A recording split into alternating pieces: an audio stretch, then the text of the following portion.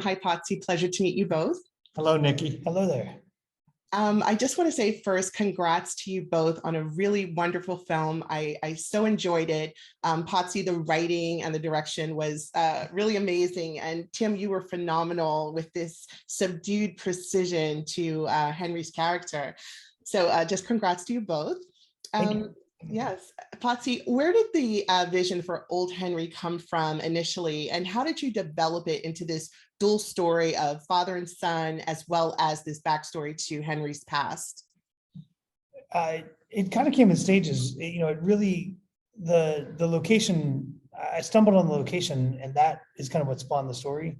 It's just it's this huge 2,000 acres of land, and this little house is sitting out there all alone, and it's kind of, it's a creepy place when the sun goes down, so it's like, what do you do if you're out there alone and a stranger approaches and you don't know whether you can trust them or not?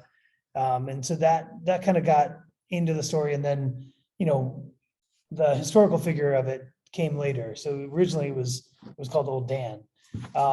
So, the twist and the idea that this is a historical figure and he's hiding this secret ability inside, and trying to hide his past, I think just elevated it. And then to make him, more likable and grounded, I have children, Tim's got children. So, the father-son struggle of how do you keep your kid from becoming what you were, or, how do you guide him into the better version of you? And so that, it just kind of kept evolving in stages. And, and even after I had the draft that Tim read the first time, the two of us worked on it for months, just kind of getting his voice, and then getting the taking 50% of your dialogue away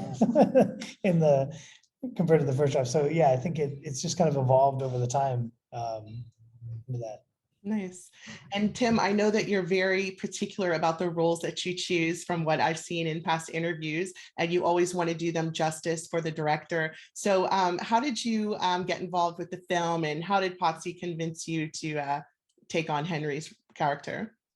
Well, the writing interested me a lot. So even before I'd met Potsy, I was pretty intrigued. And then, what drew me in mostly was the father-son relationship, because I have 3 boys.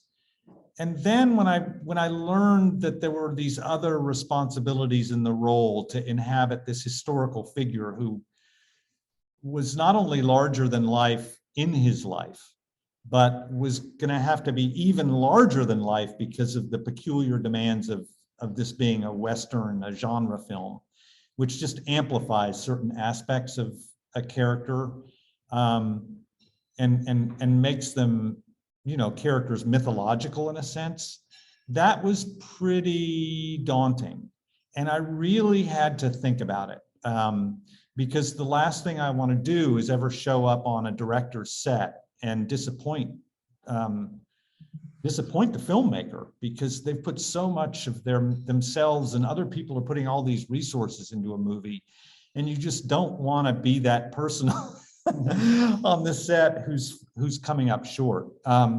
Which he didn't. Potsy and I have a mutual friend named Joey Lauren Adams, and I called her, the actress Joey Lauren Adams, and she said, "This is a good guy. Potsy's a good guy." And then I met Potsy and his producer, Shannon Houchins, and I realized that Potsy was A, very serious, B, quite ambitious for what he wanted in this movie, and C, just a preternaturally decent person.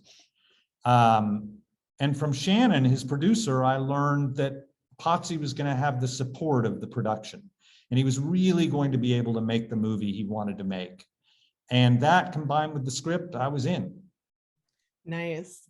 And Potsy, for me, everything just worked so beautiful in this film, from the stunts, the music, the location. Creatively, how did that process work to bring this film to the aesthetic that you wanted to have with look and feel?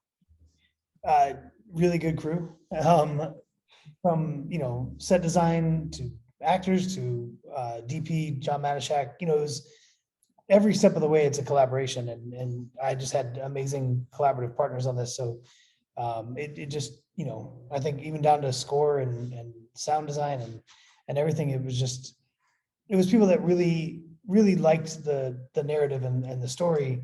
And so they went the extra mile for us, and it, I think it really paid off.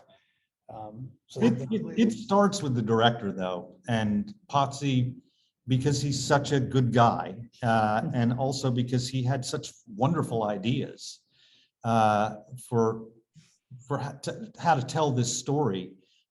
He engendered generosity in everyone on the crew. Absolutely. It comes through in the film. It's such a quiet film, but it just has so much there. There's so much emotion. And Tim, I wanted to ask you, you have these really great, action scenes or gun scenes. What went into choreographing that? It can look so simple, but then it just came off so beautifully. So, was there training involved, or how did you handle that? Yeah, I mean, I had a little bit of a leg up because I'd done Ballad of Buster Scruggs a few years ago. And so, I had a good foundation with working with guns. That said, there are 3 different guns he uses in this movie, and it did take an enormous amount of prep, but I had the time to do that. And in terms of the choreography, a wonderful director who had great ideas, particularly the last gunfight, which I think is one of the best gunfights ever filmed. And that was all Potsy's design. Nice. And Potsy, what were some of the films that inspired you with this film, and how did you make it your own? It's tough because you are influenced by other films, and so I think going into this, John Matishak, the DP, and I, we would exchange films and talk about the tone and the look, and we really landed on Hostiles was a big one for tone. A little bit Assassination of Jesse James as far as just the pacing and the quietness of it. But the gunfights were really Open Range was the movie that stood out the most, because it was just a slowed down gunfight, and it was every bullet had so much just so much potency, and one bullet could kill you, and not you don't have to fire the whole round off. So I think that was the biggest key, is going into saying every bullet will be counted. You'll never shoot more than 6 bullets, without having to reload, and just taking that time and slowing it down. So. Nice. And I want to ask you both this question. For me watching this, I grew up in the country in New Jersey, and I've traveled the world, and I've been to some very remote places, from islands to, Germany, France, and also the Mid-South. And, it resonated with me that, you're in this remote location where if something happens, you really can't call someone. So I want to ask you both, have you ever experienced that in your lifetime? And what was that like, if so? I've definitely experienced it. I'm 57, so I precede the cell phone by decades. And I don't know, too many times even to mention in various ports in the world, both as a kid and as an adult. But that's of keen interest, I think. And what do we get to do when we do a movie like this? We get to explore what that must have been like. And what's more exciting than relinquishing all those crutches and diving into a milieu in which you don't have any of the conveniences you take for granted? Yeah, I mean, this story came from me sitting on that piece of property, and the sun was going down, and I was looking around, and I was kind of alone out there. And as it gets darker, the woods get darker, and I was like, if somebody came up right now, I would scream and nobody would come. And I didn't have a 6-shooter. I didn't have, so it's kind of in those moments you go, all right, what would I do? Do you run? Do you hide somewhere? It's the emphasis. It's the start of every horror movie. So. Definitely. Well, thank you both for your giving us your time, and I wish you both, success in all of your future projects. Nice Thank you. talking to you, Nikki. Yeah, Nice good talking to you. Bye-bye. Bye.